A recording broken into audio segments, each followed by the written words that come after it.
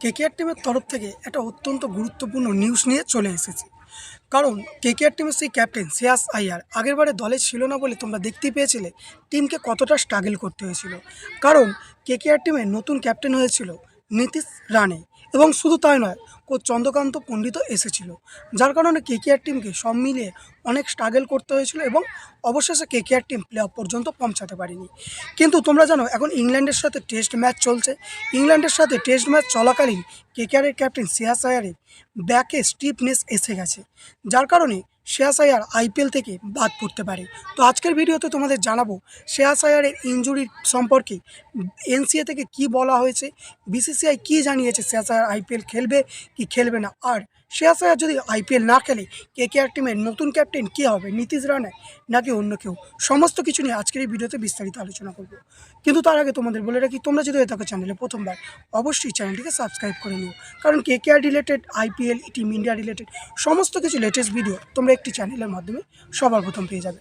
তবে ভিডিও শুরু করার আগে তোমাদের প্রত্যেকের কাছে একটাই কথা জানাতে চাই, এটা আমার প্রথম ফেস টাইম ভিডিও, তাই যদি ভিডিওর মধ্যে কোনো ভুল ত্রুটি হয় তোমরা অবশ্যই নিজের ছোট ভাই বা দাদা ভেবে ক্ষমা করে দিও। আর তোমরা অনেকেই আমাকে মেসেজ করছিলে যে দাদা কেন নিউজ আসছে না, তো একটা পারিবারিক কারণে একটু চাপের মধ্যে ছিলাম, যার কারণে প্রতিনিয়ত ভিডিও বানাতে পারছিলাম না। তো তবে তোমাদেরকে এবার থেকে কথা দিচ্ছি যেরকম রেগুলার আপডেট আসতো KKR, team India, IPL related, ঠিক প্রতিটা ক্রিকেট সম্পর্কে আপডেট আবার তোমরা এই চ্যানেলেই সবার প্রথম পেয়ে যাবে। তাই অবশ্যই চ্যানেলে স্টে টিউন থাকো এবং চ্যানেলটিকে সাবস্ক্রাইব করে রেখো।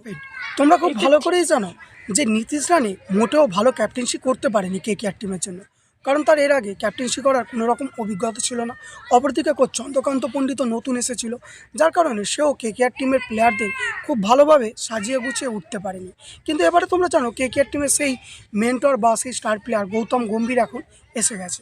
কিন্তু কেকেআর টিমে যদি শ্রেয়াস আইয়ার ক্যাপ্টেন্সি না করে, সেক্ষেত্রে শুধুমাত্র কেকেআর টিম যে ক্যাপ্টেনের অভাব হবে তা নয়, মিডল অর্ডারে খেলার জন্য ভালো ব্যাটসম্যানেরও অভাব হবে কেকেআর টিমে। তো সব মিলে কেকেআর টিমকে অনেকটাই স্ট্রাগল করতে হবে। সেই স্ট্রাগল যদি কেকেআর টিম না করতে চায়, এবং তোমরা জানো ইংল্যান্ডের সাথে এখন যে টেস্ট ম্যাচ চলছে, সেই টেস্ট ম্যাচে বাকি দুটো ম্যাচ বিসিসিআই জানিয়ে দিয়েছে যে শ্রেয়াস আইয়ার খেলবে না। কারণ খুব ভালো করেই তোমরা জানো যে শ্রেয়াস আইয়ার যদি না খেলে, শ্রেয়াস আইয়ারকে বিসিসিআই রেস্ট দিতে চাইছে, কারণ টি-20 বিশ্বকাপ আছে। আর তোমরা জানো কেকেআর টিমের জন্য যতটা গুরুত্বপূর্ণ শ্রেয়াস আইয়ার, তার থেকেও অনেক বেশি গুরুত্বপূর্ণ ভারতীয় টিমের জন্য।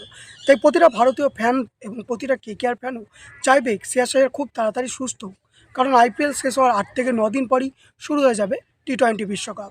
আর তোমরা জানো এখন ভারতীয় যে ওয়ানডে বিশ্বকাপ হয়েছিল, সেখানেও শ্রেয়াস আইয়ারের ভালো পারফরমেন্স ছিল। তে শ্রেয়াস আইয়ার যদি টি-20 বিশ্বকাপে না উপস্থিত থাকে, অনেকটা স্ট্রাগল করতে হবে ভারতীয় টিমকে।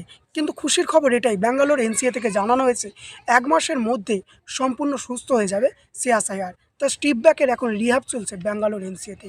তো এটাই কেকেআরের ফ্যানরা এবং টিম ইন্ডিয়া ফ্যানরা প্রত্যেক ভারতীয় চাইবে যে শ্রেয়াস আইয়ার যেন খুব তাড়াতাড়ি সুস্থ হয়ে টিমে ফিরে আসুক। আর যদি শ্রেয়াস আইয়ার সুস্থ না হয়ে আইপিএলে ফিরতে পারে, সেক্ষেত্রে সেই নীতিশ রানাকে দিয়ে ক্যাপ্টেন্সি করতে হবে কেকেআর টিমকে। তো সেটা কেকেআর ফ্যানরাও চাইবে না এবং কেকেআর ম্যানেজমেন্টও চাইবে না।